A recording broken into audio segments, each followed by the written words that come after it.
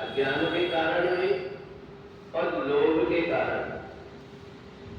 अज्ञान के कारण भी सूर्यास्त के बाद में देवताओं का शयन होता है, और इसलिए हम ये करते हैं कि दिन जब तक सूर्य रहता तब तक कि हमें देवता की सानिध्य में हम कोई कार्य करते हैं।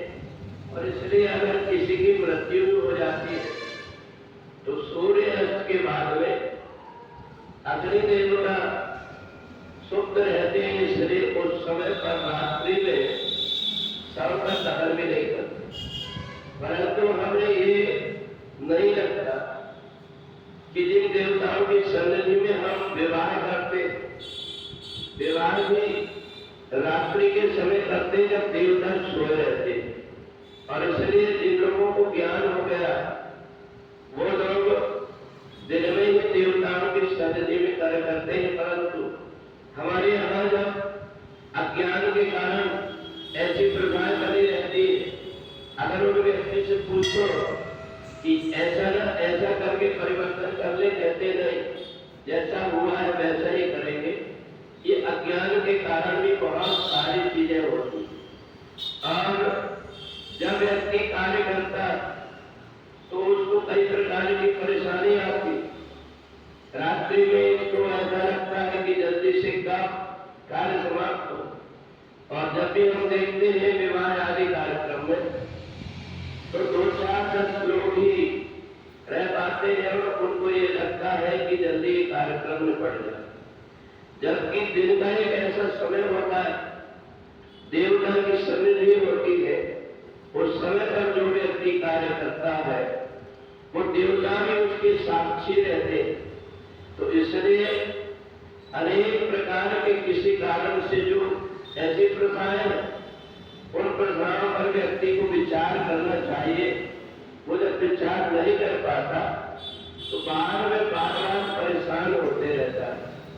और ऐसे ही अज्ञान जैसे लोभी व्यक्ति ये नहीं सोचता कि मैं आज जो कुछ भी लोभ कर रहा हूं, ये लोभ करके जो पाप मेरे को लगेगा ये तो मेरे को भुगतना पड़ेगा।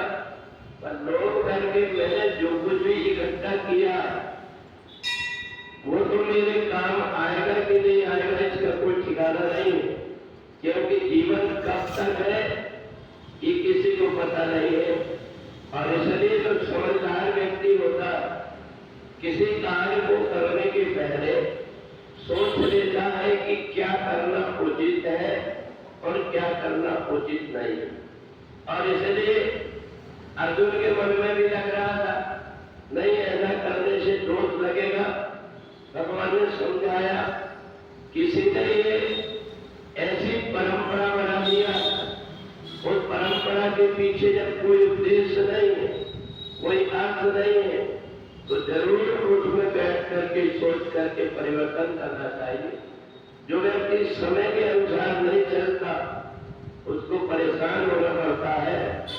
और इसलिए 2 कारण है व्यक्ति के दुख के, एक तो लोभ और दूसरा है अज्ञान। बाद में जब व्यक्ति सब कुछ लुट जाता है, बाद में आत्मा जब शरीर से निकलती है तो इसलिए परेशान होती है, इसलिए दुखी होती है कि मेरे को परमात्मा ने पर्याप्त समय दिया था, मैं अच्छे कार्य कर सकता था, पर मैंने अपने आलस के कारण, अज्ञान के कारण नहीं कर्म किया। और बाद में शरीर से निकलने के बाद आत्मा जब दूसरे व्यक्ति जिन्होंने अच्छे कर्म किया है, सत्कर्म किया है, उनकी दशा और स्थान को देखती है और अपने आप को देख करके दुखी होती है। इसलिए भगवान ने अर्जुन के अंदर जो अज्ञान उत्पन्न हो गया था उसको दूर करने के लिए जो गीता का ज्ञान दिया, उनमें सबसे पहले विषाद दूर करने के लिए विषाद जैसे दूर हुआ। और अर्जुन का मोह और अज्ञान को होते ही उसको ज्ञान हो गया। इसलिए जो कुछ भी हम करते हैं उसके पहले हम सोच लें तो बाद में पछताना नहीं पड़ता। बोली वृंदावन बिहारी लाल की। मुक्ति का कोई तो जतन